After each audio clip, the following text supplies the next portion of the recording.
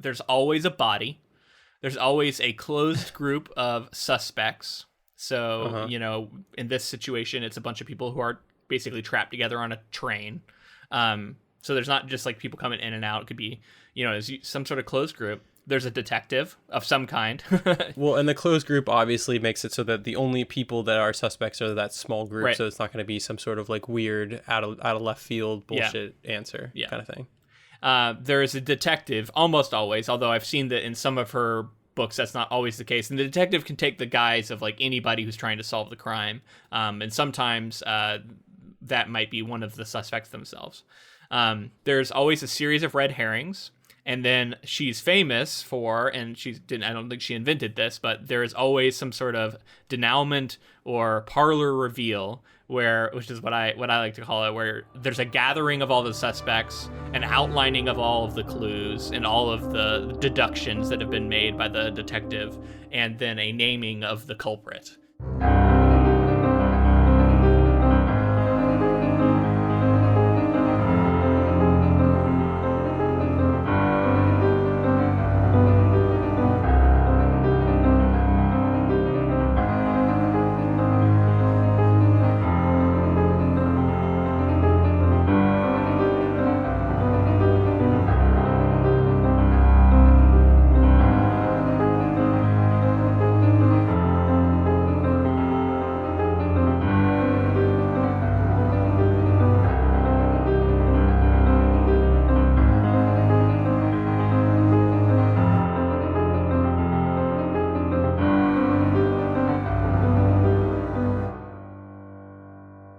Welcome, friends, to episode 184 of the Ink to Film podcast, where we read the book and then see the movie.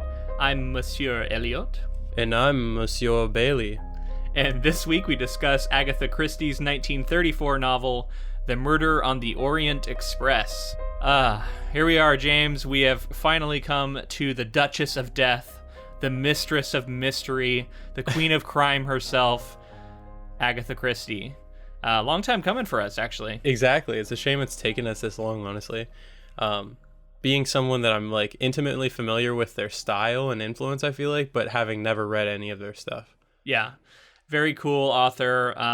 So much to get into with her biography. But first, I think we got to address, last week we said at the end of the episode, if you stuck around, we said, hey, we're going to be covering Paprika next. It was going to be our next project. By the author Yasutaka Satsui, and that was the plan, and then we abruptly had to change plans. You want to talk to me about that? Yeah, so I get a text from Luke early in the week, and he basically tells me that there's some issues with the project we were attempting to cover, and I was bummed because I was really excited to get to the anime. It's something that I had experienced before Paprika, the film by Satoshi Kon, and I was really excited, and then like I get the book in the mail, and then Luke texts me and he basically lets me know that not only are there problematic elements such as rape and misogyny and all kinds of other things, which we have handled and talked about on the podcast before, and have been able to navigate that and kind of say that this is wrong while we're reading a story like that. But in addition to that, there were translation issues. But so I can't speak to that. I haven't read any of it. I'm taking your word for it. You want to tell me a little bit about that? Yeah. So I mean, I don't know. Part of my problem is the mystery of it. It seems like potential translation issues, but it might not be. I don't know. And so I would be going into the episode trying to assign blame for something that I don't know. So yeah, basically I was reading it and the prose was just incredibly difficult for me to read. It's difficult to describe other than to say it was very poorly written. And in my opinion, it wasn't like illegible. It was, you can read it. And it wasn't like impossible to understand. But it was just, I don't know. It had no artistry to it. It was overly clinical. It had a lot of character movements. It was like very bland to the point of being like as bland as you can possibly be writing. And then it was also very confusing. It features a lot of point of view switches mid paragraph. Characters are referred to by multiple names interchangeably. And there's a lot of things. Some of it may be cultural, some of it may be translation issues. That it just made it very difficult to follow. And then it was very tough when I was reading it, and I kind of texted you about it. But I wasn't ready to pull the plug until I looked into the author and the book in particular, and was reading some of the reviews people were posting on like Goodreads and stuff. And yeah, apparently the book features several rape scenes that are quite triggering. I won't really describe them graphically, but then there's also apparently a prominent pair of characters who are homosexual, and like they are villains, and their villainy is essentially tied to their being homosexuals. And so in general, it's like there's just tons of problematic stuff in there. And when you take that and you combine it with the difficulty I was having with the prose, it just didn't feel like a project that we should really be covering ultimately at the end of the day. And I felt really bad because we'd announced it already, and you know, we're usually pretty good. I would say I think this is the first time we've ever done this where we announce something and we're like gearing up to do it, and then we have to change it at the last second. But you know, there's first time. And I will say, from what I can remember from the anime, there's nothing like that. It's more like it's dealing with sort of some of the same concepts, but it's nothing like that. And like it's a bummer, but it's not really worth reading a book that like potentially is just, you know, doesn't have a lot of merit to it just to get to that. Yeah, and you know, a lot of the reviews said like just go watch the anime. They do a better job with some of this stuff. I think people were saying there is still like a scene or a plot line that is kind of problematic, but I don't really remember it. It's been so long. But nothing that comes near apparently what's in the book. And then I also looked into the author a little bit, and he has said some really controversial things over the years, and has been accused of misogyny. And apparently this is kind of a pattern for him. So it's also not necessarily a one-off. So again, just not necessarily an author that I feel like we really should be covering. It's not that we never cover problematic people. We have before, and I'm sure we will again. But just this one, there was enough coming together to where I didn't feel comfortable tackling it. And again, I would be hard pressed to like assign the right level of blame for the prose. And I don't want to throw the translator under the bus if it's like, no, this is exactly how it is. Or, you know what I mean? It just would have been so much like, I wouldn't know how to tackle it. So we called an audible in the middle of the week and decided to cover Agatha Christie and Murder on the Orient Express. Exactly. Yeah. So all that aside, we are now on to Agatha Christie. This was my first Agatha Christie novel I have ever read. I believe I've seen some of the adaptations. Many of her works have been adapted, but you know, I'm not someone who is super familiar with her work, but the influence of her work has gotten into many things that I have seen. How about you?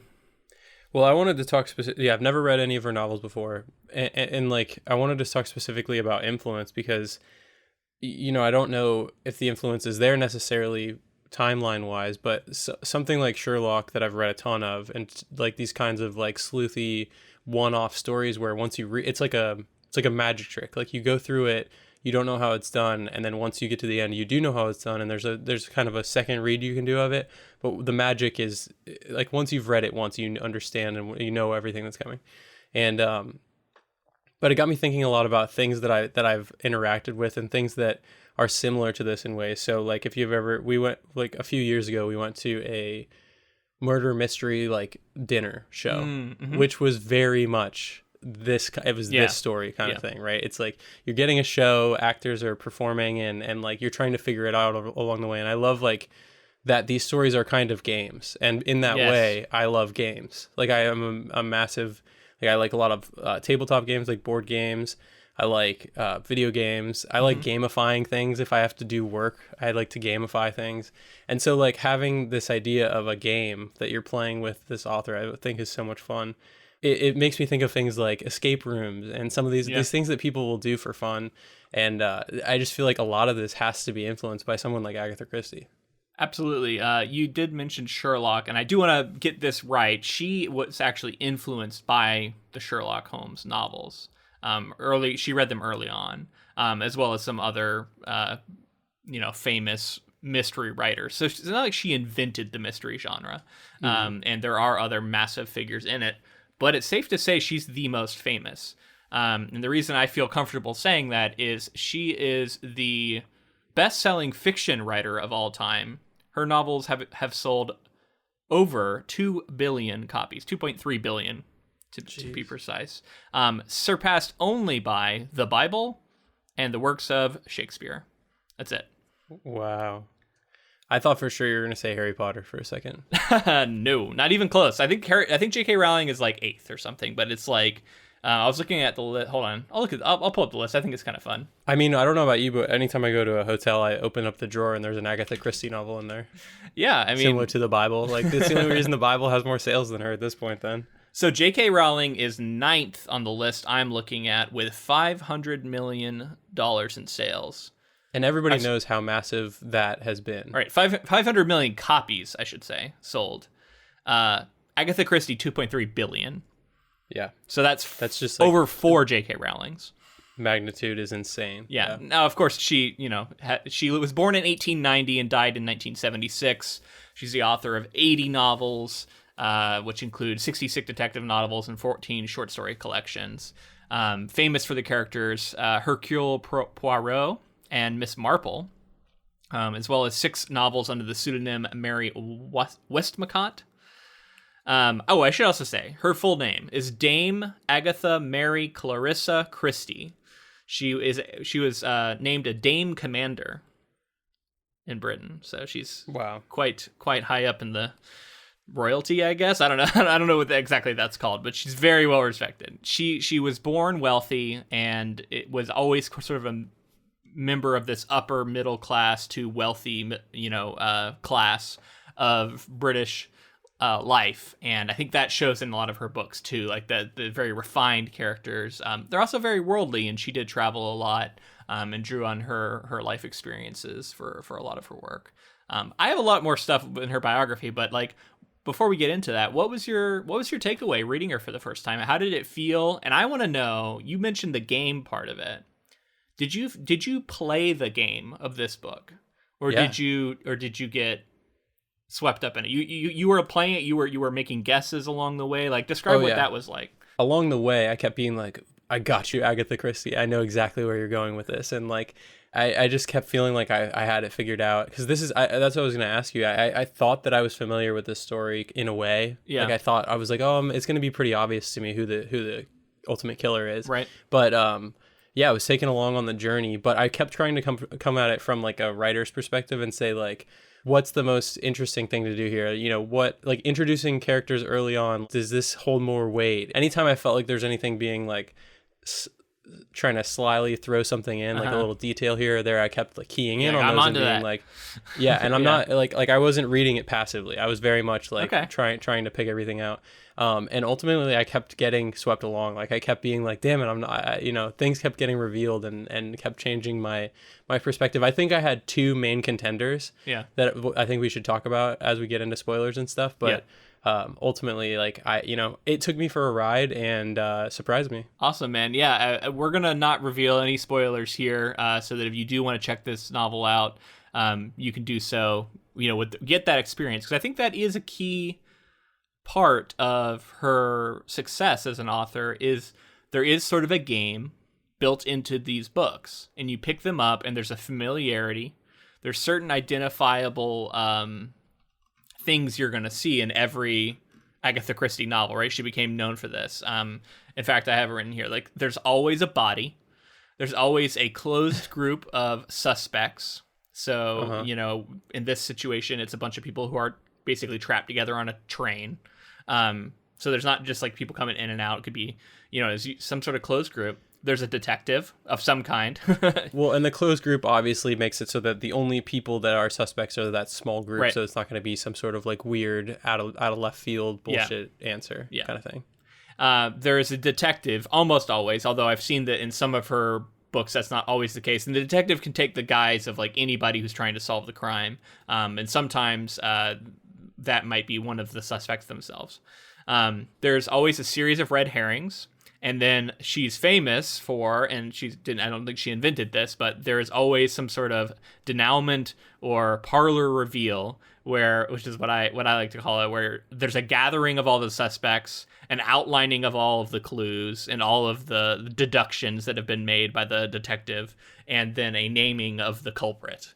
And that's how these books tend to end. And people go in, and we've talked about it in like the romance genre, how especially the happily ever after Like there's a whole expectation built around that. And I think this sort of, it feels almost like a cozy mystery. I'm not sure if her books are always considered cozy. This one felt pretty cozy to me, even though we do have a pretty gnarly murder. Because we'll talk about some of the reasons why I think it still remains fairly cozy.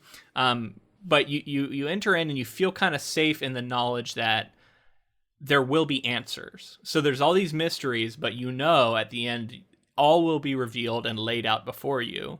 And the sort of universe will be made right again. There will be some sort of justice. And then within that framework, she is famous for, over the course of all these novels she wrote, finding ways to still innovate and surprise readers who became very jaded and like were very good at identifying what was going on. So she was constantly having to reinvent the formula. So even though I'm saying, yes, it was a formula, she was constantly reinventing herself and reinventing the story to surprise her readers who had read everything she'd done before and all these other mystery books. And she was very, very good at that. Yeah. One of the things that you mentioned, cozy, one of the things that I wanted to address is like there's a version of this story that's very like gritty and grimy and like gruesome, and we're getting like details of the murder, and like this is I kind of had this thought that this is like kind of anti-true crime. Yeah, like it's like instead of leaning into the not even the mystery, but just like the killers and all the things that their mind and how it works, and like how gruesome the murder was and how that and what that meant.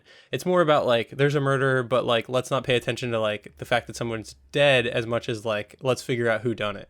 It is a whodunit. That is one of the genre terminologies. I would say that it's more the opposite of noir fiction. Okay. Because true crime isn't a fictional genre. That is literally a nonfiction genre. But noir leans into that like seedy, like things tend to not go according to, like things aren't just, there's aren't necessarily good people. There's not necessarily going to always be justice in the end. You won't necessarily walk away from it feeling like better about the world. Well, it's not supposed to be fun, right? Like this is this is fun and it's lighter, like you said. Yeah. Whereas noir is like probably going to lean into maybe some of those more gruesome or like real elements. Yeah. That like make you, give you like a visceral reaction to murder. Yeah. Whereas this is kind of just like more of a like hands off look at murder, and then like the goings on around it. Yeah. So I found myself similarly being swept up in this story. At the beginning of the book, I set out to sort of play the game. I was like, I want to play the game. I want to try and guess who is it going to be. And I could foresee a reader who is like writing shit down and like making graphs, because the plots are like, all the clues are laid out for you repeatedly. Like, here's what we know so far. Let me remind you, like, I thought about writing down times because times kept becoming a big factor, and I was like thinking about writing down the times. We had to read it in such a brief period of time that I did need to like read it pretty quickly. Yeah. But yeah, I mean, if you're the kind of person, like I could see someone really taking their time with it and like playing the game, as you're saying, to the extent of being like, I'm not going to go to the next chapter until I have a good handle on who I think it is at this point. Yeah, exactly. And like I could see that being immensely fun. I do wonder what the percentage of readers who read her novels are in that camp versus the ones who end up being a little bit more like me, which was, I kind of started to let go of that and trust in Poirot. It was like, Poirot's got this, you know what I mean? Like, he's going to figure it out, and he'll explain to me why. Like, he'll explain to me along the way all of the reasoning, and I'll be able to go like, yeah, that makes sense, you know what I mean? And like, I was still, of course, like, I was kicking around my theories, but I wasn't like stopping and like, really trying to pin down what I believed and like weighing all these disparate clues. Instead, I was just kind of caught up in it. And I think a lot of people read the books that way too. I watched this documentary on YouTube. I don't know where it was originally published, but I'll link it in the show notes, where it talks all about like the theory behind the prose and the theory behind her like immense popularity. And one of the theories proposed was that readers enter into like almost a trance, like almost being hypnotized by her. And they were to have all these examples about like how her prose starts out like really, really rich and descriptive early on in her books, but towards the end, it starts getting more sparse. And it sort of speeds up to where you literally are like just driving towards the final reveal.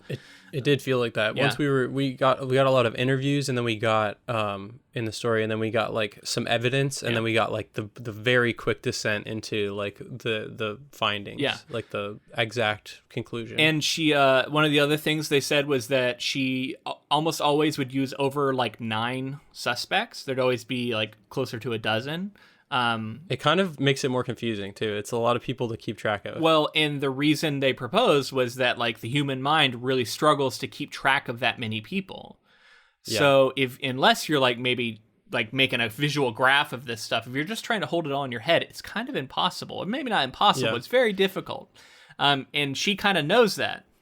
Yeah, there's readers that are like the Charlie Day gif from Always Sunny that are like, they have the crazy board all, and they're smoking cigarettes and they're freaking out about the mystery. Yeah, well, that wasn't me. And for the reason that when I watched this like documentary thing, I was like, oh, that makes sense, because I was a little overwhelmed at a certain point. It was like there's so many characters who all had like some way that they could be suspicious, and you're like, I don't know, I can't keep track of everybody. So I'm just gonna kind of like wait until we start whittling this down a little bit, right? And a lot of these works that I've seen influenced by us do the same thing, and they've learned this lesson, and she was very good at this. And because of that, you sort of do what I was doing, which is you give over to the detective figure, and whether that's Miss Marple or Poirot or Sherlock or whoever, that's what you kind of can just give in to them and go along for the ride. And even though you are kind of playing a game, at that point, you are a little more passive, I guess, and you're more experiencing the story.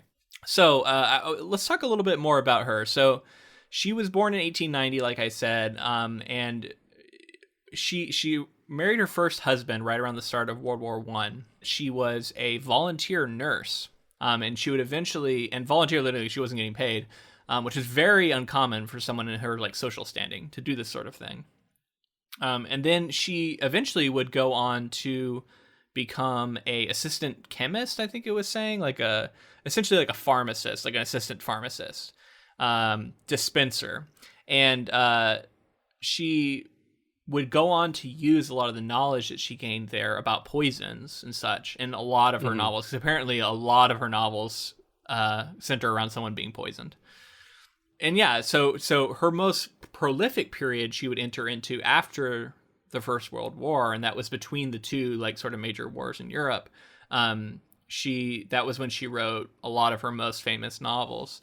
She did end up getting divorced from her first husband, and something really weird happened around this time. Have you ever heard about Agatha Christie's disappearance? No, I don't think so. So on December 3rd, 1926, she apparently got in a fight with her then husband Archie, who had announced to her basically that he had planned to spend the weekend with friends unaccompanied by her. And she had learned of his infidelity. The following morning after this fight, her car was discovered in Newlands Corner, parked above a chalk quarry with an expiring driver's license, and her clothes were inside of it. So this quickly became a big news story, and because she was pretty well known at the time. She wasn't as big as she is now, but she was pretty well known at the time. So a lot of people, a lot of volunteers went out to look for her. She was missing for 10 days. They were dragging the rivers looking for her body, all this stuff. Jeez. Eventually she was found 10 days later, 200 miles from where she had gone missing, at the Swan Hydropathic Hotel in Yorkshire. And she had registered as Mrs. Tressa Neal, which happened to be the Neal name, I guess, happened to be the surname of her husband's lover. She never spoke about this publicly. She didn't include it in her autobiography she wrote. And when the few times she ever did talk about it, basically chalked it up to being in a fugue state. No one really knows what happened during those 10 days and what happened to her, whether or not it was something she sort of did and then just said was a fugue state, or whether it really was. There's a lot of theories out there. People have written books where they like try and fictionalize what happened based off of the little bit of clues we do have. That's so interesting. This whole mystery. Yeah, it feels like an Agatha Christie story a little bit. Well, that's why a lot of people are obsessed with it, right? Like this idea of this woman who was famous for writing these really in-depth plots with characters who are lying and like, you know, like impersonating other people and like putting, like, they're very crafty. I think she was gonna Gone Girl that guy. Maybe. Yeah, she was trying to frame him for something. I don't know, but she did end up getting divorced from him, and then would later marry an archaeologist who she would go on to work with and go to like digs and travel the world with, and drew on a lot for her work as well. So she was very worldly, and one of those trips famously was by train, and it I think inspired this novel that we're talking about now. I wanted to ask you where this comes in sequence for her. Like, along what part of her career was this between the two wars? Yeah, so this was between. So her first novel was actually published in 1920. So she was initially an unsuccessful writer who had multiple rejections, but this finally changed in 1920 when she published The Mysterious Affair at Styles, which featured Detective Hercule Poirot. I struggle with this name. Hercule Poirot. Hercule Poirot. So her very first novel did include Poirot. It was not this novel, however. When she sold the rights to this book to get it published, she also agreed to sell the same publisher her next 5 novels, which she later would regret and say that she felt like it was exploitative. But she did sell them to them. She published, another 5 novels. Later on, in 1934, she would publish this book, Murder on the Orient Express, which was originally called The Murder on Calais Coach. Which I guess got changed because in the U.S. there was a similar book. She didn't want to be like confused with it, so they just changed it to that. But I want to talk a little. We'll focus more on this book, but I do want to talk a little bit about like some of her other well-known works. Mm-hmm. Her novel "And Then There Were None" is one of the top-selling books of all time, with approximately 100 million copies sold. That probably would have been a good one. Maybe at some point we'll return and cover that one. Yeah. I've heard good things. I looked at it a little bit and I was like, oh, I think I have heard of this. It has to do with a bunch of people going to like an island, and whoever summoned them there is like absent, and he's left a recording, and like people start dying one by one and stuff. So it sounds very familiar, or at least this setup has been used many other times too. I looked into some of her stuff, and I saw that it originally had like a highly offensive name, but it also like was a European thing, and like it doesn't necessarily have the same context. But right, there is a little bit of that like racially insensitive stuff in these books. I mean, it was published in 1934 by a wealthy white British woman, so it's not super surprising. Yeah, there's class things that you can see throughout. Yeah. People are spoken about in different ways that you definitely don't paint them as Anglo-Saxon, European. Anybody who's not that is like othered in these books and sort of exoticized and. And then the class system is so interesting too, because like it's clear like her background is heavily influencing a lot of these stories, and it's so like tone deaf to like different classes. It's very much of that upper echelon rich society. Yeah, Poirot makes some leaps sometimes in the descriptions of these characters, like based off of like their nationality. He's like, well, they're this sort of nationality, so they fit this stereotype. Yeah. Right. Now, I wasn't always sure, like there were other characters doing that maybe more than him, and like it would be kind of considered evidence, but it was always kind of considered weak evidence. It seemed like I'll allow it as evidence, but it might not be true. I don't know. I'm sure people have strong opinions about this stuff. I did notice it. She has been criticized for it. I will say that for my money, there's a lot worse out there, especially being written at the time. We've read a lot worse than this. So your mileage may vary reading it and how much you want to have to deal with this sort of stuff. So she remains the most translated individual author, which I suppose makes sense considering her sales records. Also, her stage play, The Mousetrap, holds the world record for the longest initial run. It opened at the Ambassadors Theatre in West End of London on November 25th of 1952, and it ran until it closed in March 2020 because of the coronavirus pandemic. Wow. That's crazy. Yep. It was, and it is now the longest running, but it only closed because of COVID-19. Wow. Unbelievable.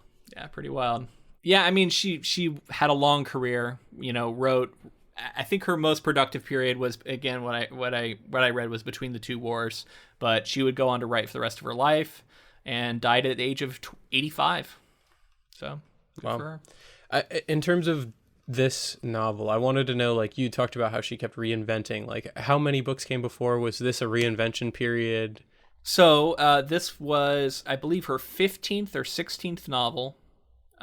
She had been writing, published one basically every year since she published that first one in 1920. So she's what, like in her 40s or so, or 30s? 1934, so she would have been, in her 40s. She had written several Poirot novels in. So I think you might be right. This was far enough along to where she was trying to reinvent the wheel a little bit and like do something different and exciting. So we can talk about the ways that I don't know, might happen. I don't want to get too spoilery. But speaking of, I think we're about ready to get into spoilers. Like I said, there's a ton out there about her life. I don't want to get into all of it just for time's sake, but if anything else comes up, I'll mention it. But yeah, so let's talk about the book itself. I'm going to read just a paragraph. We're going to do this a little differently. I'm going to read a paragraph sort of setting up the plot of the book, and then we'll just have a full spoiler conversation about it. But I don't want to like outline every little twist and turn because there's a lot of it. And that's kind of the joy of reading the book. So like if you've read it, you don't really need that. And then if you haven't read it, maybe just go check it out because that's the best way to experience it, I think. Or if you've seen the movie, you probably already know. Okay, so here we go. Here's the setup of the plot. Just after midnight, a snowdrift stops the Orient Express in its tracks.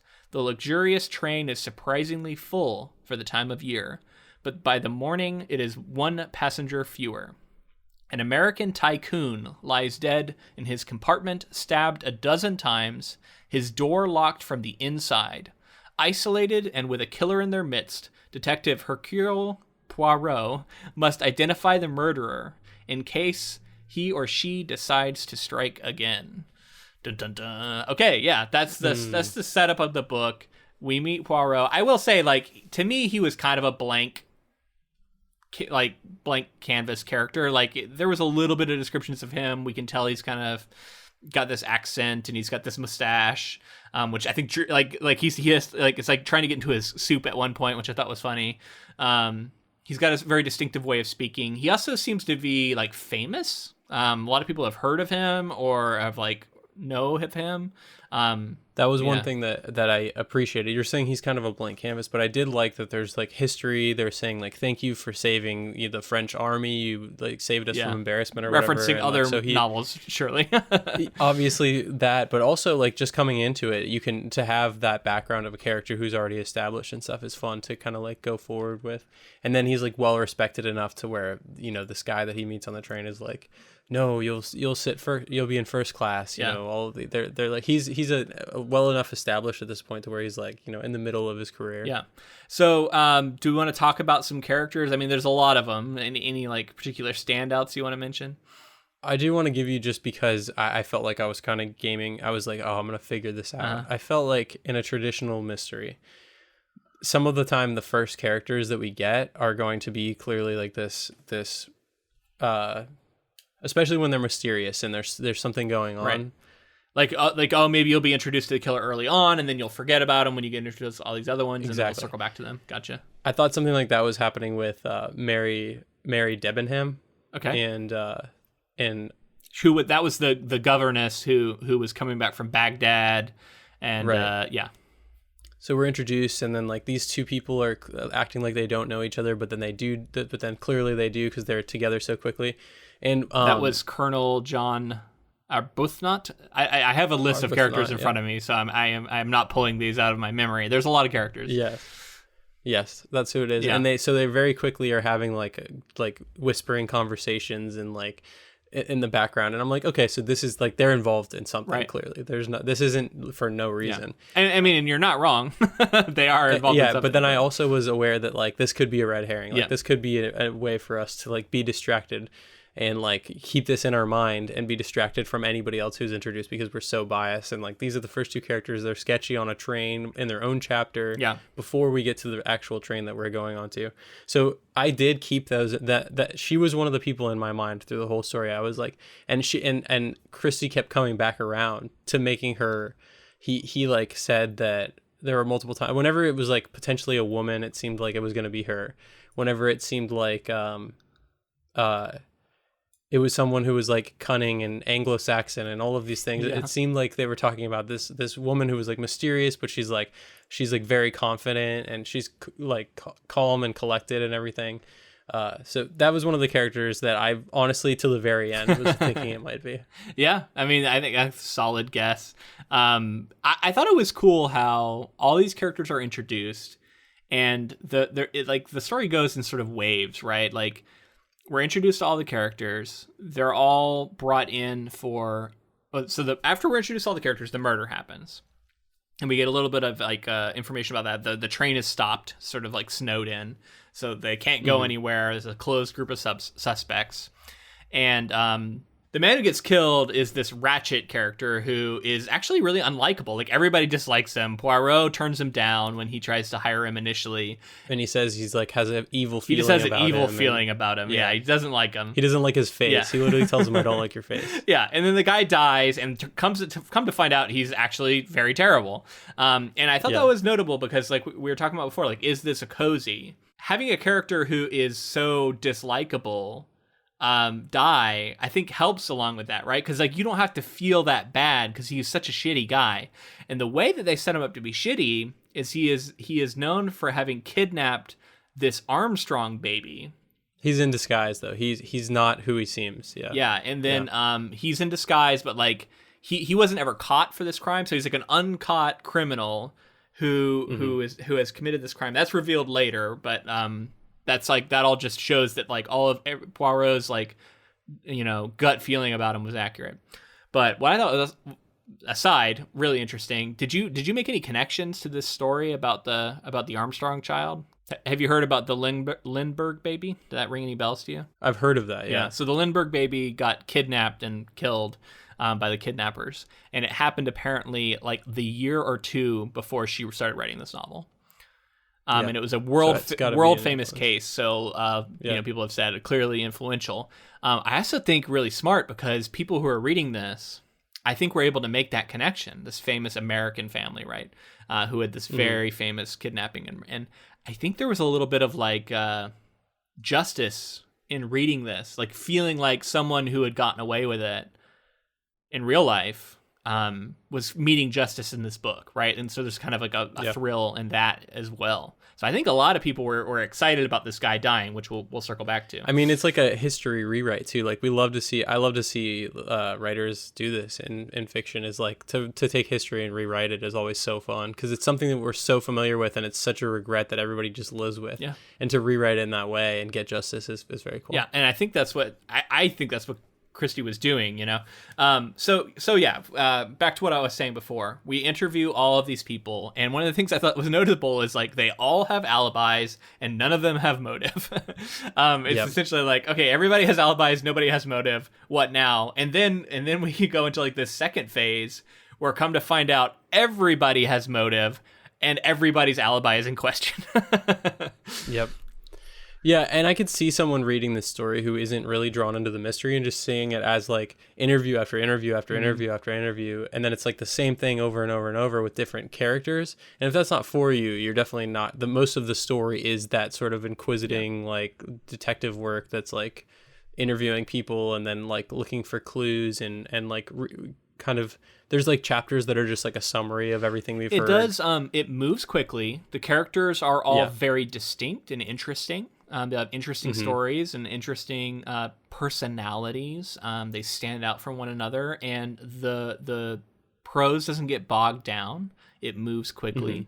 So I found it to be really easy to read, and I would have thought like getting introduced to 10, 12 characters in a row that would just be too overwhelming, but she meets it out in a certain way. It's very careful in the way she's doing it, and I think this is clearly an author who is, you know, in the height of her powers and has figured out how to write a novel like this. and then how to play with it. Because I think this is also a point where maybe she's like, you know what, I got to change it up a little bit. And she comes up with this novel, which ends up changing it up quite a bit as we get towards the end here. It is fascinating because it like reverse engineering this story. You kind of have to work from the end backwards. I would be curious to know, because I've heard varying things from people who write mystery fiction. Mm-hmm. And I don't know if it's like varies book to book or varies author to author, or, you know, it probably just depends. But like, do you start with a killer in mind and then work from there? Or do you start with a setup in mind and then at some point along the way decide who was the killer and then make sure it all lines up? Something we've said for both, because like if you want to surprise yourself as a writer, like you could just go along with it and be like a surrogate for the audience throughout, and then, you know, have a really surprising ending. But I do think, you know, and I don't know, I just feel like this, like we talked about some of the details that she's wanting to thread in, like breaking convention and maybe dealing with some of this, what's the baby's name? It's the Lindbergh Baby, but Charles Lindbergh, the famous aviator, it was like his child. But this is a fictional Armstrong baby, but similar setup. Right. So, but like wanting to reference that in a way. And maybe like I feel like with the outset of being like, I want revenge for this potential, you know, and like we're completely just like making theories at this point. Like there's not fact in this, but I feel like I could see her as clearly a master of like weaving these stories, kind of deciding backwards. But then again, who's to say? No, I agree. You know? I think you're right on. I think for this particular story, she probably knew from the jump that this is how it was going to end, and then reverse engineered it. That's my guess. It's really interesting, you know, to think back about these authors who are writing so long ago and are writing this either longhand or they're typing it on a typewriter, right? So you have to have this all plotted out, I would imagine, beforehand, and, you know, maybe extensive diaries or whatever, and then you sit down to write it, and you're not editing it on the fly like we do today, you know? So you can't just go in and drop stuff in as easily as we do now. It also felt very vital. Like it didn't feel like an older novel to me. Like there were, of course, some of the stereotypes and some of that other stuff, but in terms of like, it didn't feel distant. You know, it felt like modern fiction to me. Yeah, it wasn't super dated, and that's one of the things that I am pleased to admit that I didn't see the ending coming. And I was surprised, and I feel like I'm someone who's, you know, I'm not super versed in this genre, but I've seen stuff. You know, I've gotten to the point where I want to say that I'm pretty good at like sussing this stuff out. I watch a lot of mysteries, you know, whether not always cozy, but I watch a lot of crime fiction type stuff. And this one was surprising. I had never seen something quite like this before. Speaking of that, I think let's move into the end, right? Let's talk about some of the big reveals. Let me give you two things that I love real quick. Love it, yeah. One is I love getting Poirot's perspective of the night that everything's happening, because we're hearing bumps in the night at certain times, and he's asking somebody for a seltzer water or whatever, and like all of these details you can go back through and see and track the killer throughout the night. There's like a moment where like somebody's washing their hands in the sink that's adjacent to him, which is where the person was killed in the room adjacent. Yep. I loved that perspective. Was so much fun to live in, because then you're like, holy shit, like it happened right next door to him, and like all these noises we heard, and it kind of made me want to go back. I didn't end up doing this, but I wanted to go back and read his perspective on the night again, to hear like what I thought. He does recap it a little bit too, though, you know, but yeah, I mean, there is something to be said for that. You know, you're right. And like, I remember during this, I was thinking about how, I think it was Emily Saveda, who we had on for our third Jurassic Park episode. And she was talking about the power of liminal spaces in fiction, and how this train feels like that, right? Like it's this transient space that you're not in for a long time, but all of a sudden it breaks down. And so now it becomes this like lived in environment with a bunch of strangers all together. And there's just something exciting about that. And, not only is it a great way to set a novel, it's also universal. It's universal, right? Like, it's also universal. Everyone has the experience of traveling on a plane or a train, whatever. Well, the other thing I was going to say, this makes me really want to take a train trip somewhere. I want to hop on a train and go somewhere. There's a lot of trains that go like, do like a murder mystery train traveling. Oh, that like, probably exists. Like, it's got to, right? But no, there's like, I was actually looking into train trips from like Portland to, you know, the East Coast and stuff. Like you can take them. They're, you know, multi-day trips. but they go across the Rockies and they go through all these cool areas, and you can go sit in these cars and look out at the scenery. And I would love to do that. It just sounds really that'd be fun, awesome. even though it's like, I'm sure it's not the most comfortable thing, and I'm sure it's a little bit romanticized in your mind versus the reality of actually doing it. But it feels like something that you have to do in your lifetime, right? That's the thing. Like, I want to do it at least once. And this book, like, I literally was talking to my wife like a couple weeks ago about how I wanted to do this, and then reading this book was like reinforcing that urge so strongly. I was like, oh man, I want to do this. I want to take a train somewhere. I also love that this story is so, it's kind of, as much as I've said that there's like some stereotypes and other things that go on in the story, I do love that it's international. Like they're talking about Istanbul, people are coming from different areas, Baghdad, like all traveling to France, like traveling to different locations, and like Poirot, rightly so, like brings up the fact that like this train is unusually busy nearing the end. It's unusually busy, and people of all cultural statuses and different backgrounds and everything like that, which is abnormal for this specific ride, I guess. But I do love that and I feel like that appeals to international audiences. Like you said, like her stories are international hits. They're not just like a sort of like contained thing. They're massive box office smashes or whatever, like publishing smashes. So it makes sense that there's something appealing to all people in that way. Oh, you know what's funny? You just saying box office reminded me, and I have to say it. She was not a fan of movies. Didn't like them. Didn't like going to the movies. Didn't like watching movies. Many of her books were adapted. She obviously wrote many plays, and world famous plays. But yeah, not a fan of the movies. Agatha Christie. Well, I disagree. I just thought it was interesting, right? I'm looking through my notes, and it's so funny. Like, so many things in my notes are just me going like, "Oh, this happened. Is that notable? Oh, this thing happened. Is that notable?" And like, it all is, and it all isn't at the same time. Because like, no, there's not like one smoking gun clue. Other than like what you just said ends up being kind of the smoking guns. Like, the train was too full of, and it was too perfect just how different all these people were from one another. So that is the clue that Poirot latches onto. And one of the first reveals that happens before we get to the mega reveal is that everybody in the car did actually know the Armstrong family. And because they do know the Armstrong family, they do actually have motive to kill this guy. Yeah. That's a big reveal. Definitely. And to just give you my one other person that I was really sold on, the person who was acting the most over the top, and the person who I felt like I was like, this is too much, this person's doing too much, this is the person who did it, was Miss Hubbard. Oh. And it was she was almost like the comedic character, right? Yeah, and everything she did seemed like too close to things that could have happened. And then one of the major things that Christie gives you with Poirot is that a lot of times his hunches are correct. Right. So anytime he has a hunch throughout the story, I kept being like, I'm with Poirot like immediately. Yeah. Like if he says something, if he thinks it's so and so, or he thinks something's correct, then I'm with him. And he early on was kind of like suspicious of Hubbard. And that mixed with the fact that I felt like something else was going on, which ultimately there was something else going on, that gets revealed there at the end, is that like she's a performer. It turns out she's not who she says she is. Yep. And that's sort of a role she was playing. Basically everybody has like a secret identity, right?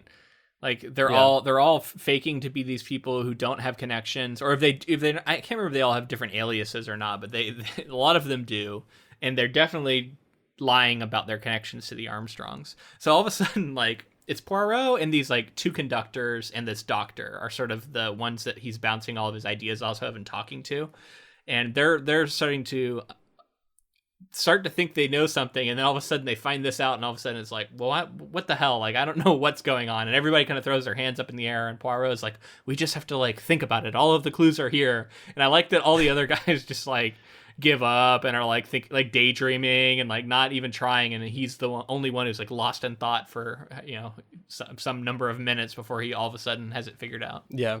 I mean, it's like the mind palace kind of thing, right? Like, it's like this idea that all the details are there. You just need to like put them in the right order, figure it out, which is so supernatural. Like, it's just not something that's feasible unless you're. It also like welcomes you to do it, right? He even says like, let's all think about the clues we have, and I could hear him speaking to me, the reader.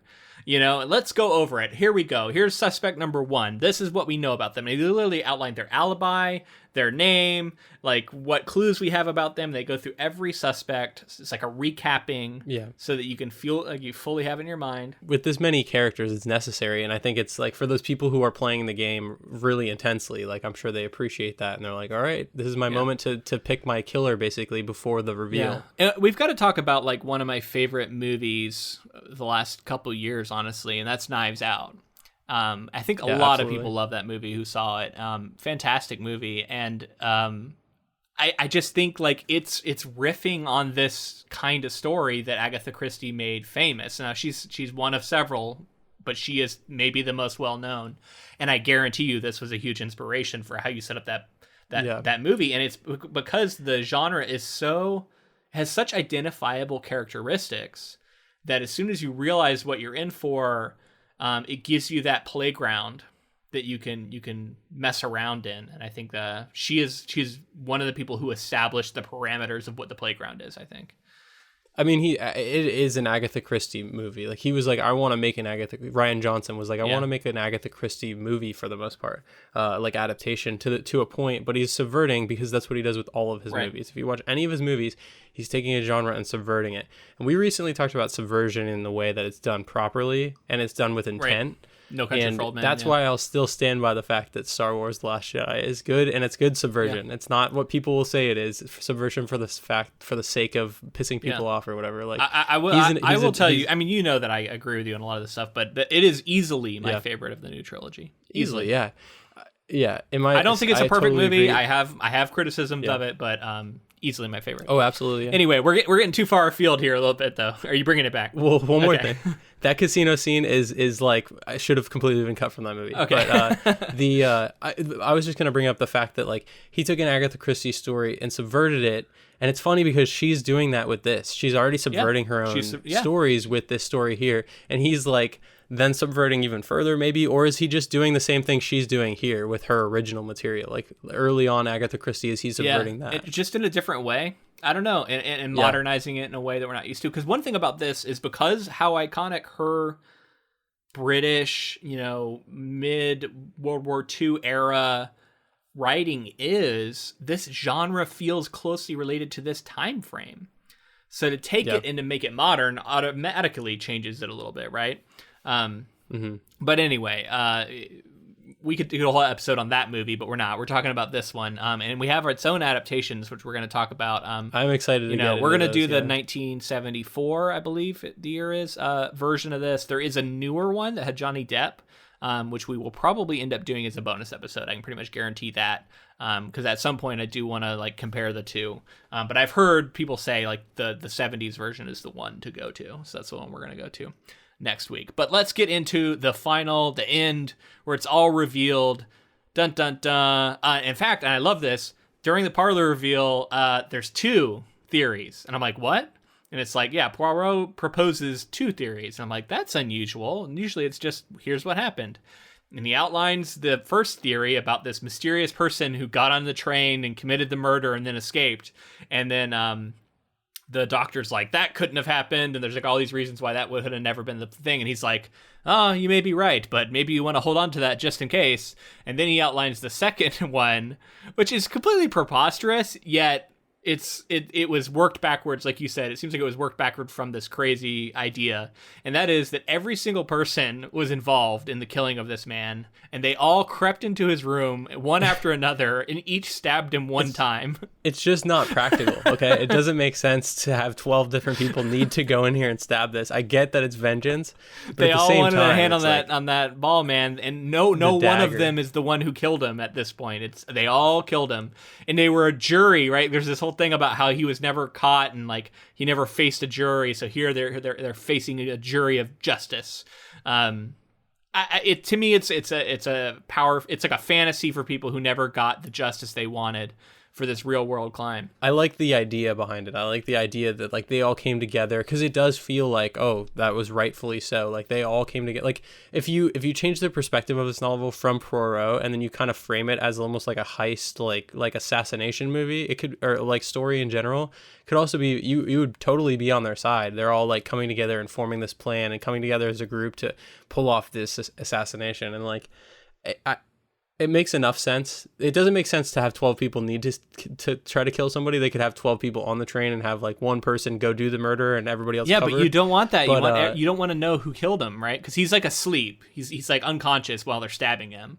So they don't actually know whose stab it was that was the one that killed him. So it's almost like, in like executions, they say that there are like multiple people, whatever, like throwing the switch or doing the thing, and like they don't know which one is the like real one.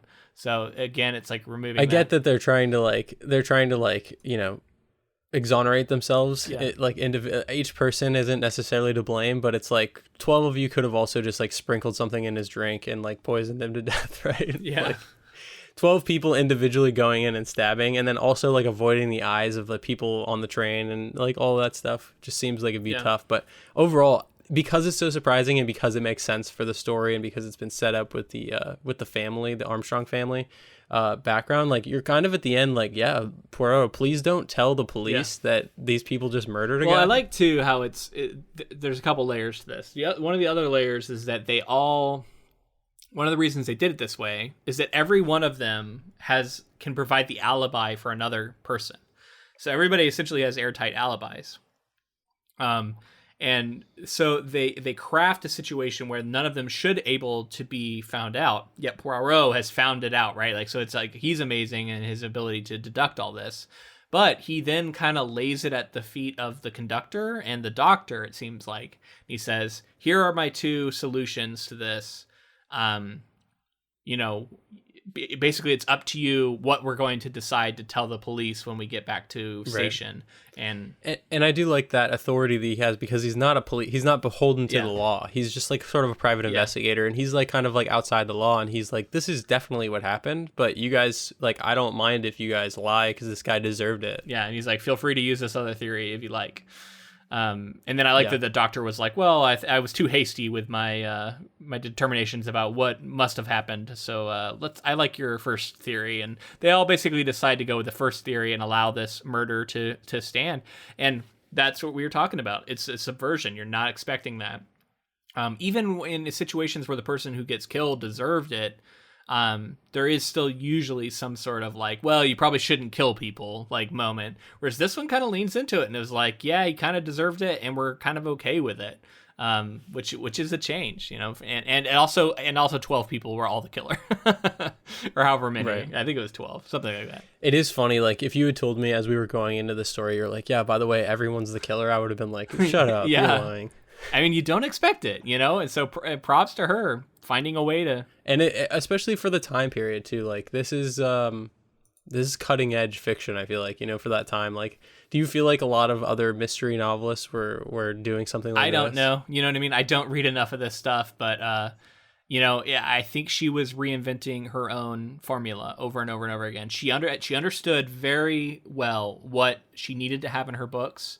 So much so that when she wanted to write outside of her formula, that was some of the reasons she went with that pen name, because she knew that her readers wanted certain things, yet she also knew she had to challenge them. And this is the same thing that like all the successful authors who write in certain genres that are very beholden to certain identifiable characteristics, like romance, and others, they get very, very good at this, right? Like, there's a comfort in being able to pick up a novel by an author you love, writing a genre you love, and knowing you are in for a sort of familiar experience that will still surprise and delight you, yet exactly what it's going to feel like. You know how it felt when you got to that reveal. You know what kind of things are in bounds and what kinds of things are out of bounds.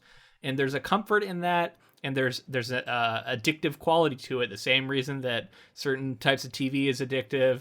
And because of that, I think that's one of the reasons why she's the most best-selling authors of all time, because people get so caught up in this experience that they're like, I got to read every novel she's ever written. And they go out and they buy them all up and they get deep in it and they play the game and they just love this genre and they love this author. I don't know. That's kind of what that documentary, which again I'll link in the show notes, was talking about, was proposing, all the way down to her prose, that she crafted it in a very particular way. A lot of her novels are written with a very similar length, very similar number of characters, very similar words are used. Yet there was a good amount of variation in what actually happened, to where she was able to just craft this monumental career as a writer, which is really impressive. And honestly, it lived up to the hype. Like I was very familiar with like what a legacy she had and like how much people talked about her. And this story really did it for me. I really enjoyed reading it. And I do like the idea of returning to Agatha Christie for and then there were none version novel, because it does seem very different. Because I don't think there is a detective in that one, and it's also like incredibly best selling. So it seems like that's one we should probably do. And then also maybe a Miss Marple book and adaptation at some point, just because I've heard of that character a bunch. I think she's like a retiree who is solving crimes, who's not a detective as far as I understand, but maybe I'm wrong. So I'm curious about that kind of character as well, you know. I do. I think it's safe to say we're definitely going to cover the 2017 Murder on the Orient Express as a bonus episode on our Patreon at some point. So if you're interested in that, definitely check that out.